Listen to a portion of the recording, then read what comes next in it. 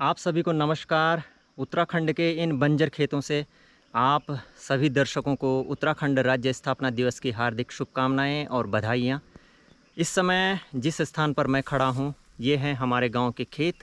चारों तरफ आप देख सकते हैं, कोई भी खेत ऐसा नहीं है जिसमें इस समय खेती हो रही हो और चारों तरफ बंजर खेतों का अंबार लगा हुआ है। गांव में घर सूने हो रखे हैं और देहरादून और अन्य शहरों में मेले लग रहे हैं और राज्य स्थापना दिवस को बड़ी धूमधाम से मनाया जा रहा है। चलिए कुछ फ्लैशबैक में चलते हैं और उत्तराखंड राज्य किन परिस्थितियों में बनाया गया था और किन लोगों के लिए बनाया गया था ये आप सभी लोग जानते हैं और सभी लोग उससे परिचित हैं कि एक पर्वतीय राज्य की संकल्पना उस समय लोगों के मन में थी जिन्होंने इस राज्य के लिए बलिदान दिया और इसी पर्वतीय राज्य की संकल्पना को पूरा करने के लिए लोगों ने अपने प्राणों का बलिदान दिया।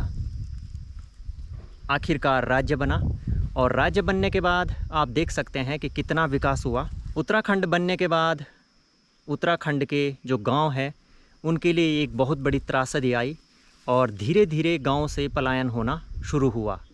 पलायन तो खैर उत्तराखंड बनने से पहले भी था, लेकिन इतना ज़्यादा नहीं था जितना कि उत्तराखंड बनने के बाद हुआ। इसका कारण ये था कि हमारे सत्ता में बैठे हुए जो सत्ताधीश हैं उनके द्वारा राज्य के लोगों के लिए कुछ ठोस नीतियाँ नहीं बनाई गई। यदि ठोस नीतियाँ बनाई जाती तो उत्तराखंड के इन गाँवों में रोज़गार की अच्छी व्यवस्था रहती, स्वरोजगार भी कर सकते थे युवा, और यदि उन्हें सरकार के द्वारा रोज़गार दिया जाता तो वे शहरों की तरफ कभी भी नहीं भागते। गोस्वामी तुलसीदास जी ने रामचरितमानस में कहा है कि जासु राज प्रिय प्रजा दुखारी, सो नृप अवसि नरक अधिकारी, कि जिस राजा के राजकाज में प्रजा दुखी रहती है उस राजा को नरक की प्राप्ति होती है। अपने उत्तराखंड में हम देख पा रहे हैं कि नरक जैसा जीवन हो रखा है हमारे इन गाँव का, और जो सत्ता में बैठे हुए लोग हैं वे रह रहे हैं स्वर्गलोक में, क्योंकि उनका जीवन आनंदपूर्वक बीत रहा है बड़े बड़े शहरों में और अच्छी तरह से वे अपना जीवन यापन कर रहे हैं।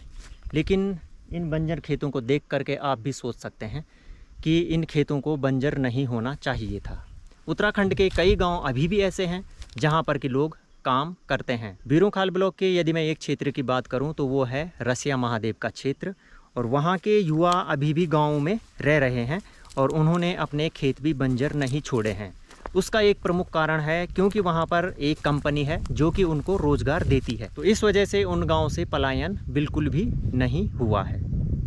तो हमारे सत्ता में बैठे हुए राजनेताओं को कम से कम ये सोचना चाहिए कि यदि वे युवाओं को अच्छा रोज़गार दे पाएंगे तो कोई भी युवा यहाँ से पलायन नहीं करेगा। तो किसी भी राज्य को मजबूत बनाने के लिए सबसे पहले चाहिए ठोस नीतियाँ। यदि ठोस नीतियाँ रहेंगी तो राज्य से पलायन होगा ही नहीं। और अभी भी कई युवा ऐसे हैं जो अपने इन गाँवों में आना चाहते हैं, क्योंकि जिन लोगों का बचपन इन गाँवों में बीता है वे भावनात्मक रूप से इन गाँवों से जुड़े हुए हैं और अपनी जन्मभूमि को, अपने गाँव को, अपने माता पिता को छोड़कर कोई भी शहर में नहीं जाना चाहता है। लेकिन हर युवा की मजबूरी है कि रोज़गार की तलाश में उसे शहर जाना पड़ रहा है। तो इन मूलभूत समस्याओं को जब तक दूर नहीं किया जाएगा, शिक्षा संबंधी, स्वास्थ्य संबंधी और रोज़गार संबंधी, तब तक पलायन का दंश इस उत्तराखंड के पर्वतीय अंचल को झेलना ही पड़ेगा। तो फिर से आप लोगों को उत्तराखंड राज्य स्थापना दिवस की हार्दिक शुभकामनाएं। शायद मेरी बात किसी को कड़वी भी लगेगी, लेकिन इसमें मैं क्या कर सकता हूँ। जो भी है सत्य है, जो भी है सही है। तो चलिए मिलते हैं बहुत जल्द एक नए ब्लॉग के साथ। तब तक के लिए जय हिंद, जय उत्तराखंड, जय देवभूमि।